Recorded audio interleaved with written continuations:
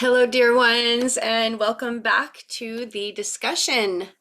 This month, we are continuing our travels with Sisterhood of the Moon's Leadership Code of Ethical Conduct, and we have now arrived at the fourth point of these sacred agreements. I am personally responsible for knowing, articulating, and holding my own boundaries. I am personally responsible for knowing, articulating, and holding my own boundaries. Effective boundary holding. Effective boundary holding is one of the skills of the queen, one of the skills of the sovereign. Just as a ritual circle provides a boundary to hold our magical energies until we are ready to release them, our personal boundaries are what holds our inner power. Our boundaries create a sacred container that we carry with us everywhere we go. In the way that a ritual circle functions as a shield, protecting those inside of it from unwanted outside influences, so do our personal boundaries provide protection to our own finite energies as well as our life force. So, how are your boundaries today, dear ones? Do they need some tender care, some shoring up, some loving attention? In order to have the lives we truly want, to manifest all we desire, and to embody who we are truly meant to be, we must be willing to take care of ourselves. We must examine any issues that we have around our own self-esteem, as well as our ability to hold our personal boundaries. The sovereign one cares for themselves first, remembering that we must put on our own oxygen mask before assisting others. Before assisting others. We cannot say yes to everything all at once. Knowing how and when to say no is a huge part of owning our personal powers, and only we can decide for ourselves what is right for us in any given moment or situation.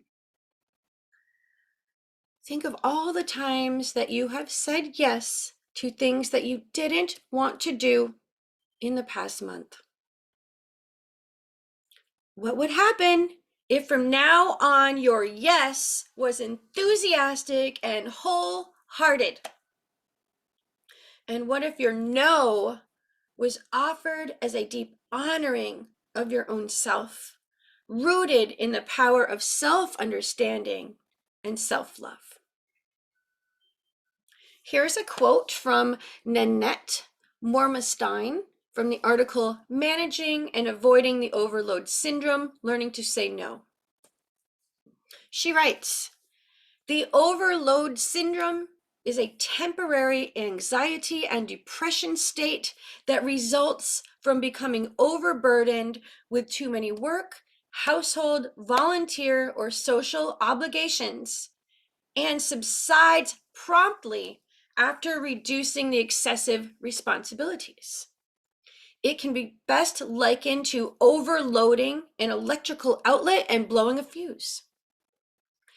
It's easier to prevent the overload syndrome by anticipating your capacity and saying no when it is necessary than to overcommit yourselves into an anxiety or depression state."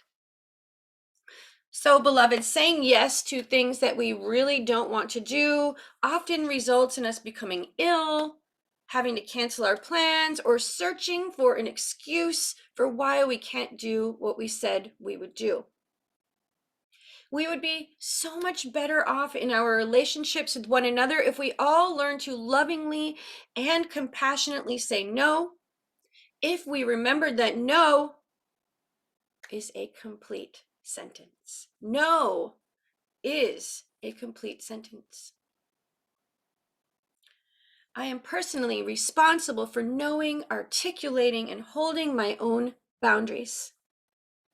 As Brene Brown says so eloquently, daring to set boundaries is about having the courage to love ourselves even when we risk disappointing others. Daring to set boundaries is about having the courage to love ourselves even when we risk disappointing others.